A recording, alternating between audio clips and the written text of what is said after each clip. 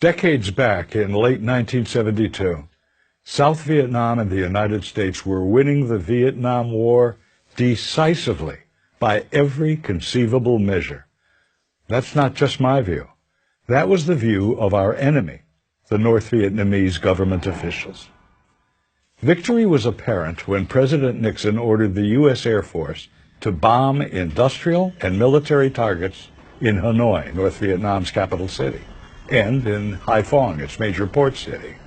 And we would stop the bombing if the North Vietnamese would attend the Paris peace talks that they had left earlier. The North Vietnamese did go back to the Paris peace talks, and we did stop the bombing, as promised. On January the 23rd of 1973, President Nixon gave a speech to the nation on primetime television, announcing that the Paris Peace Accords had been initialed by the United States, South Vietnam, North Vietnam, the Viet Cong, and the accords would be signed on the 27th. What the United States and South Vietnam received in those accords was victory. At the White House, it was called VV Day, Victory in Vietnam Day.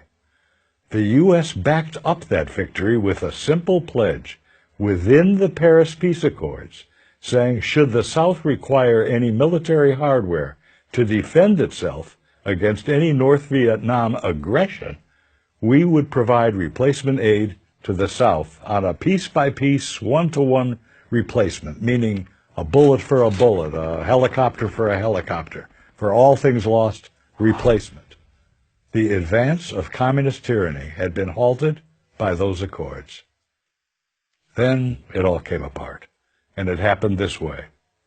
In August of the following year, 1974, President Nixon resigned his office as a result of what became known as Watergate.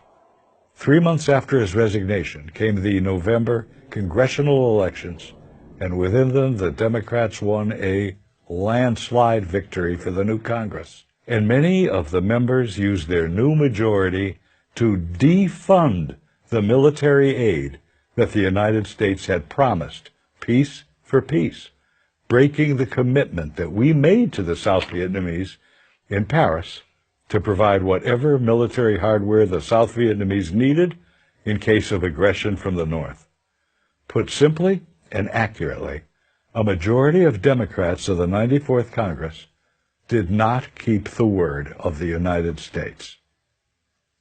On April the 10th of 1975, President Gerald Ford appealed directly to those members of the Congress in an evening joint session televised to the nation.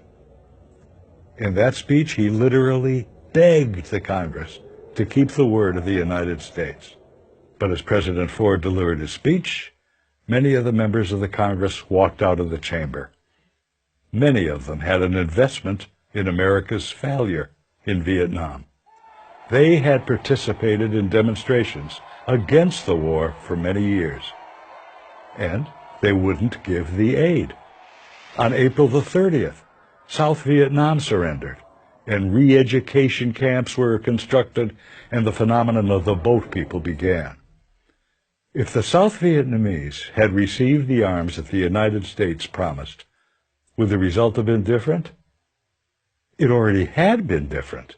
The North Vietnamese leaders admitted that they were testing the new president, Gerald Ford, and they took one village after another, then cities, then provinces, and our only response was to go back on our word. The U.S. did not resupply the South Vietnamese as we had promised. It was then that the North Vietnamese knew they were on the road to South Vietnam's capital city, Saigon, that would soon be renamed Ho Chi Minh City.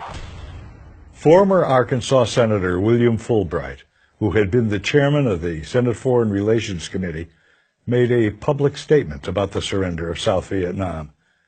He said this, "I am no more distressed than I would be about Arkansas losing a football game to Texas."